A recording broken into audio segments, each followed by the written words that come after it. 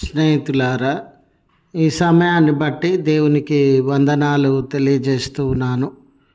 ప్రేమపూర్వకంగా మిమ్మల్ని అందరినీ వాక్య ధ్యానంలోనికి ఆహ్వానిస్తూ ఉన్నాను. దావీదు ఇంటి తాళపు అనే ఆలోచనను మీతో కూడా పంచుకోవడానికి ఇష్టపడుతూ ఉన్నాను. ఇంటి తాళము అనేటటువంటి మాట మనందరికీ చాలా పరిచయం ఉన్నటువంటి మాట. అయితే పరిశుద్ధ గ్రంథము లేదా లేఖనాలలో ఎటువంటి అర్థంతో భావంతో ఈ మాటను వాడి ఉన్నారు అనే ఆలోచనను మీతో కూడా పంచుకోవడానికి ఇష్టపడుతూ ఉన్నాను. కనుక దేవుని యొక్క వాక్యమును మీరు ముగింపు వరకు ఆలకించాలని మీ కుటుంబ సభ్యులతోనూ తోటి విశ్వాసులతోనూ ఈ వీడియో షేర్ చేసుకోవాలి. మీ ప్రార్థన మనవులు ఎట్టివైనను కామెంట్స్ రూపంలో కానీ ఫోన్ కాల్ ద్వారా కానీ తెలియజేయండి. నమ్మకంగా మీ కొరకు ప్రార్థించడానికి సిద్ధంగా ఉన్నాము. ఈ వీడియో మీ ఆధ్యాత్మిక జీవితంలో ఉపయోగకరంగా ఉంది అని మీకు అనిపిస్తే దయచేసి ఈ ఛానల్ను సబ్స్క్రైబ్ చేసుకునవలసినదిగా మనవి చేస్తూ ఉన్నాను. లేఖనము యెషయా గ్రంథము 22వ అధ్యాయము 22వ వచనము. నేను దావీదు ఇంటి తాళపు అధికారము అతని భుజము మీద ఉంచెదను. స్నేహితులారా, హిల్కియా రాజుగా యూదా రాజ్యాన్ని పరిపాలిస్తూ ఉన్నటువంటి దినాలలో రాజ్యంలో పరిస్థితులన్నీ అనానుకూలంగా ఉన్నటువంటి సందర్భం. ప్రజలు ఎన్నో సమస్యలను బాధలను అనుభవిస్తూ ఉన్నారు. కొరతల మధ్య నలిగిపోయేటటువంటి వారుగా ఉన్నారు. వారిని ఆదరించేవారు కానీ, వారిని ధైర్యపరిచేవారు కానీ, వారి బాగోగులను గురించి ఆలోచించేటటువంటి వారు కానీ లేక ఎన్నో కష్ట నష్టముల మధ్య ప్రజలు కొట్టుమిట్టాడుతూ ఉన్నటువంటి పరిస్థితి. రాజ్యము చెదిరిపోయింది, పతనమైన పరిస్థితులకు వెళ్ళిపోయింది. వ్యవస్థ దిగజారినటువంటి వేళ దేవుడు ఈ పతనమైన పరిస్థితులను, అనానుకూల పరిస్థితులను, దిగజారిపోయి ఎన్నో ఇబ్బందులను శ్రమలను అనుభవించుచూ ఉన్నటువంటి ఈ ప్రజలను సరిదిద్దడానికి, వాళ్ళ జీవితాలలో గొప్ప మార్పును తీసుకొని వచ్చి నెమ్మదిని సంక్షేమమును వారి జీవితాలలో అనుగ్రహించడానికి ఆయన గొప్ప కార్యాన్ని, ప్రత్యేకమైనటువంటి ఏర్పాట్లను వారి మధ్య జరిగించుచున్నటువంటి దేవుడుగా ఉన్నాడు.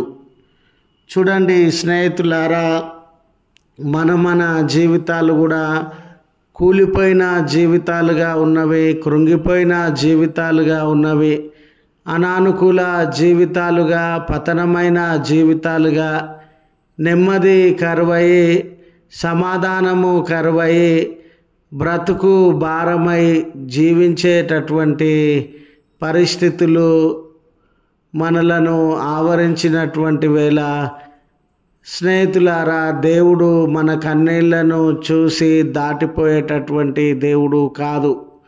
మనము బంధకాలలో ఉన్ననాడు, శ్రమలలో ఉన్ననాడు చూచి చూడనట్లుగా ఉండే దేవుడు కాదు. ఆయన మనలను సరిచేయడానికి, మన జీవితములను ఉద్ధరించడానికి, మనలో ఉన్న సమస్య భారములను దూరపరచడానికి ఇష్టపడుతున్నటువంటి దేవుడుగా ఉన్నాడు.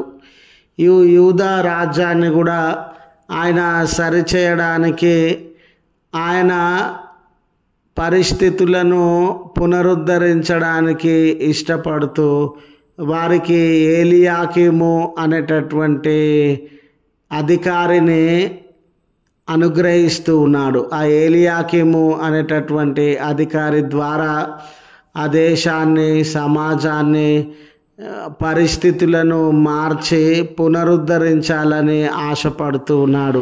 ఈ వాక్యము నందు దావీదు ఇంటి ఇల్లు అనేటటువంటి మాట, దావీదు ఇల్లు అనేటటువంటి మాట దావీదు రాజ్యమైనటువంటి యూదా రాజ్యాన్ని సూచించేటటువంటిదిగా ఉంది. ఆయన ఆ గోత్రం యందు జన్మించినటువంటి వాడుగా ఉన్నాడు. ఆ గోత్రమునకి చెందినటువంటి వాడుగా ఉన్నాడు. ఆ గోత్రంలోనే జన్మించి ఉమ్మడి రాజ్యానికి సురక్షితమైన, మేలుకరమైన, దేవుని చిత్తము ఏమై ఉన్నదో అటువంటి పరిపాలనను అందించినటువంటి వాడుగా ఉన్నాడు. కనుక దావీదు ఇల్లు అనేటటువంటి మాట యూదా రాజ్యాన్ని సూచిస్తున్నటువంటి మాట.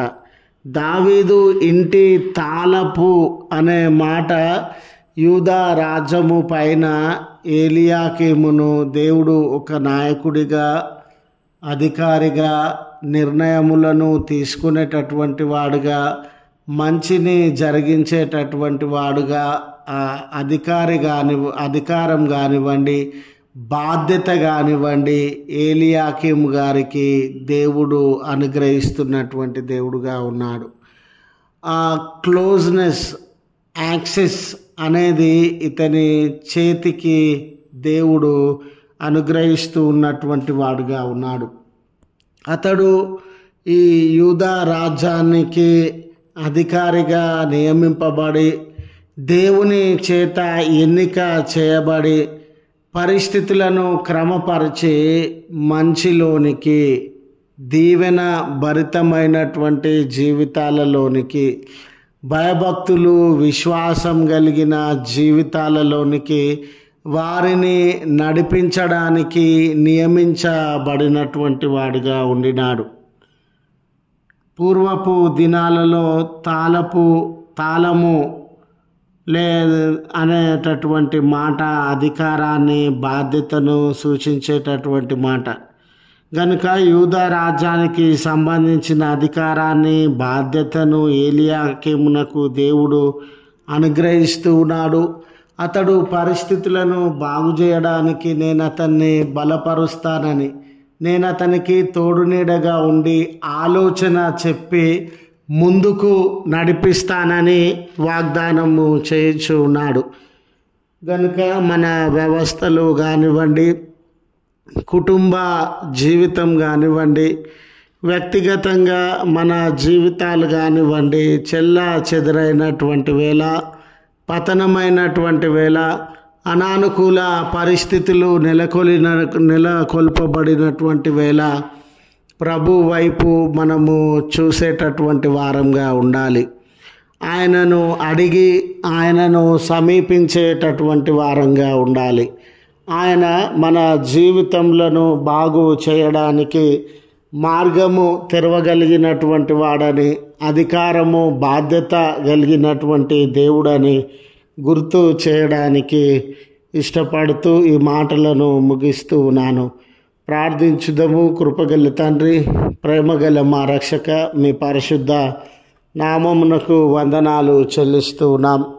కారణాలు ఏవైనా, కొన్ని పర్యాయాలు మా జీవితంలో పతనంలోనికి, అనానుకూల పరిస్థితులలోనికి వెళ్ళిన సందర్భంలో కృంగిపోయిన వారంగా, భయము, చింతను అనుభవిస్తున్నటువంటి వారంగా, అయ్యో పరిస్థితులు ఎటువైపు వెళ్తూ ఉన్నవి, జీవితము ఎటువైపు వెళ్తూ ఉంది, దీన్ని బాగు చేసేటటువంటి వారు లేరా అని బాధపడుతూ ఉన్నటువంటి వేళ, మీరు శ్రద్ధ కలిగినటువంటి దేవుడవుగా, మీరు బాగు చేయగలిగినటువంటి దేవుడవుగా మా పరిస్థితుల మధ్యలోనికి వచ్చుచూ ఉన్నారు. మా జీవితాన్ని అంగీకరిస్తూ ఉన్నారు. మాలో ఉన్నటువంటి బలహీనతలు, శ్రమల విషయంలో శ్రద్ధ కలిగినటువంటి వారుగా ఉన్నారు. తండ్రి, ఎవరెవరు ఈ ప్రార్థనలో ఏకీభవించుచు ఉన్నారో వారి మొరలను ఆలకించండి యేసయ్య. వారి జీవితాలలో ఉన్న కొదువల విషయము, బలహీనతల విషయము, అనానుకూలతల విషయము, చెదిరిపోయిన విషయము మీరు శ్రద్ధ నిలపండి యేసయ్య. ప్రతి విధమైన బంధకాల నుండి వారిని విమోచించవలసినదిగా ప్రార్థన చేస్తూ ఉన్నాం. ఈ దినము మా పనుల యందు అయ్యా మీరు తోడుగా ఉండండి, మా ఆలోచనల యందు మీరు తోడుగా ఉండండి, మేము తీసుకునే నిర్ణయాల యందు మీరు తోడుగా ఉండండి. మరి ముఖ్యంగా బర్త్డేస్ అని, వెడ్డింగ్ యానివర్సరీ అని మీ కృప కొరకు నిరీక్షిస్తూ ఉన్న బిడ్డల జీవితంలో నూతన బలాన్ని, నూతన శక్తిని మీ నామమున అనుగ్రహించుమని, దూర ప్రయాణముల కొరకు సిద్ధపడిన బిడ్డల ప్రయాణంలో సురక్షితమైన భద్రత కలిగిన ప్రయాణాన్ని అనుగ్రహించుమని క్రీస్తు పేరట వేడుకొనుచు నాము తండ్రి. ఆమెన్. తండ్రి, కుమార, పరిశుద్ధాత్మ త్రియేక దేవుని దీవెన మనకు తోడై ఉండి మనలను కాపాడునుగాక. ఆమెన్.